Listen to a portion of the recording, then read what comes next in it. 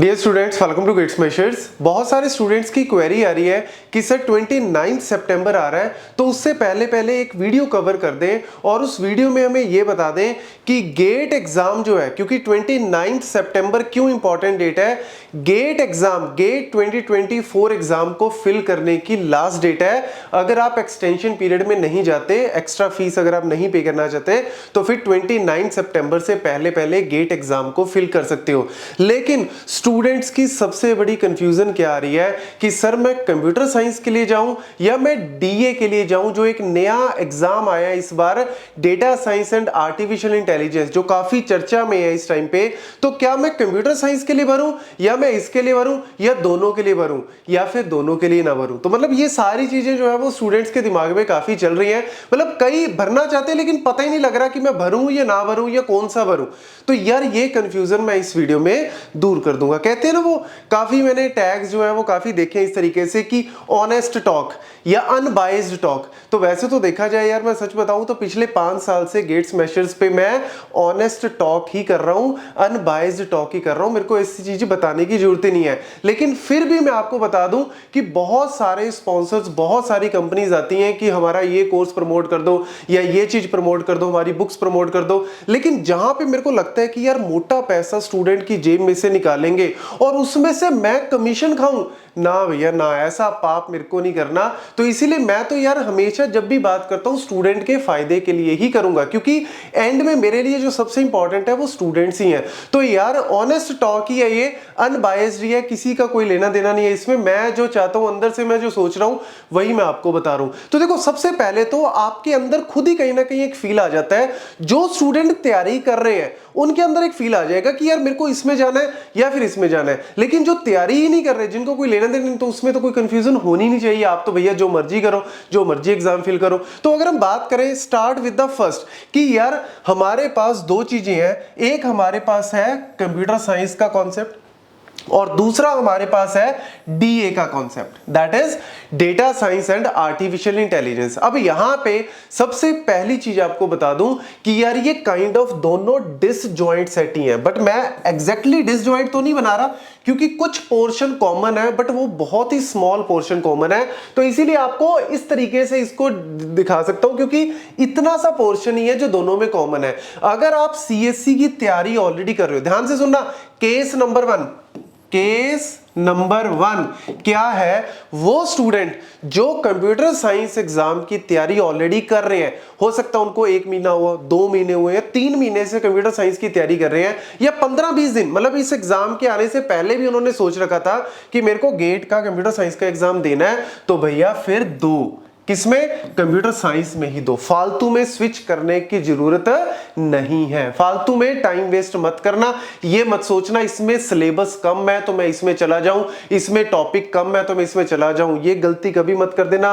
ये देख लो जी, आपकी गलती यहां पे मैं दूर भी कर देता हूं। अगर कोई कंफ्यूजन है आपके अंदर तो हो सकता है आपको लग रहा हो सर इसमें तो maths, digital computer organisation, theory of computation, compiler, operating, DBMS, networks, programming, data structure, algorithm, ये सारा पोर्शन मैं कंप्यूटर साइंस में कैसे कवर करूंगा या आईटी में कैसे कवर करूंगा। और इसमें तो थोड़ा थोड़ा सा ही लग रहा है मुझे, probability, stat, linear algebra, calculus, ये तो मेरे को ये तो बड़ा कम लग रहा है। और जो जर्नल वाला 15 नंबर का जो जर्नल एप्टीट्यूड और वो तो दोनों में ही सेम है। तो फिर तो सर मेरे को इसमें ही जाना चाहिए। भैया ये जो दिख रहे हैं ना, ये पहाड़ जैसे टॉपिक हैं। कौन से हैं? पहाड़ जैसे टॉपिक है। ये मत सोचना कईयों को लग रहा है सर इंजीनियरिंग मैथमेटिक्स में मैंने तैयारी कर ली है तो वही तो है, प्रोबेबिलिटी जो इंजीनियरिंग में है वही यहाँ पे है, लीनियर अलजेब्रा जो यहाँ है वही तो यहाँ है, कैलकुलस जो इधर पढ़ रहा हूं वही तो यहाँ है। ठीक है, लेकिन यहाँ पे अगर आपने +2 लेवल तक का भी किया हुआ है ना, तब भी आप सॉल्व कर पाओगे। ये कहीं ना कहीं रहता है कि अगर आपने +1 +2 में अच्छे से मैथ पढ़ा हुआ है तब आप इसको कर सकते हो, कोई दिक्कत नहीं है। लेकिन इसमें लेवल जो है ना वो यहां से स्टार्ट होगा, बिल्कुल पहाड़ की जैसे चोटी से स्टार्ट होगा, क्योंकि इसमें सारे के सारे ये टॉपिक है। यहाँ पे प्रोबेबिलिटी एक टॉपिक है, लेकिन यहाँ पे पूरा का पूरा एक सब्जेक्ट है प्रोबेबिलिटी का, जिसमें आपको सारा का सारा, मतलब जो टेस्टिंग से लेके या डिस्ट्रीब्यूशन, सारी एंड वाली जो डिस्ट्रीब्यूशन, जो आप कह सकते हो मास्टर्स लेवल की जो आती है, वो सारी इसके अंदर डाली हुई है। रेशनल अलजेब्रा क्या है, कैलकुलस क्या, पूरी डिटेल में है ये टॉपिक। तो इसको हल्के में मत लेना। इसको आप तभी तैयार करना अगर आपका मैथ्स अच्छा है, अगर आपका मैथ्स जो है वो बहुत अच्छा है, आपने पहले बहुत अच्छे से +1 +2 में भी बहुत अच्छे मार्क्स आए हैं, आपको कॉन्सेप्ट्स क्लियर है, तो आप इसको हाथ डाल सकते हो। लेकिन अगर आप कंप्यूटर साइंस की तैयारी नहीं कर रहे हो, अगर आप कंप्यूटर साइंस की कर रहे हो ऑलरेडी, तो फिर इधर मत जाना। नहीं तो दोनों पे अगर आप, वही है ना कि दो नाव पे अगर आप पैर सवार करोगे तो कहीं ना कहीं फंस जाओगे। तो इसीलिए चुपचाप इधर करते रहो तैयारी। लेकिन यहां पे जो स्टूडेंट आज के टाइम पे कहता है कि सर मैं डेटा साइंस में अपना फ्यूचर देख रहा हूं, या मैं एआई इंजीनियरिंग में अपना फ्यूचर देख रहा हूं, मेरे को डेटा एनालिटिक्स में जाना, मुझे उस तरफ जाना है, तो भैया आपने फिर इसकी तैयारी अगर नहीं कर ली, या आप चाहते हो कि ठीक है सर मेरे को गेट से कोई इतना मतलब नहीं है, मुझे तो प्लेसमेंट्स में जाना, मुझे तो जी प्लेसमेंट लेनी है, तो गेट का तो मैं जस्ट एक चेक करना चाहता हूं कि मेरे को कितने लेवल की आती है डेटा साइंस, या मुझे एआई क्या आता है, तो फिर आप इस फॉर्म को फिल कर सकते हो। आपकी वैल्यूएशन अच्छे लेवल की हो जाएगी, आपको पता लग जाएगा कितने पानी में हो आप। क्यों? क्योंकि इसमें सारा का सारा जो डेटा साइंस और एआई का ही टॉपिक है, मशीन लर्निंग से लेके एआई से लेके इवन आपका ये सारा पोर्शन भी कहीं ना कहीं सारा का सारा आपका एआई और डेटा साइंस के अंदर ही पूछा जाता है। ये सारी जो स्टैट्स और ये सारी कॉन्सेप्ट है, इवन प्रोग्रामिंग भी कौन सी है यहाँ पे, पाइथन, डीएसए के जो कॉन्सेप्ट्स है पाइथन बेस्ड है। तो ये सारी कहानी आप अपने आप को इवैल्यूएशन के तौर पे कर सकते हो।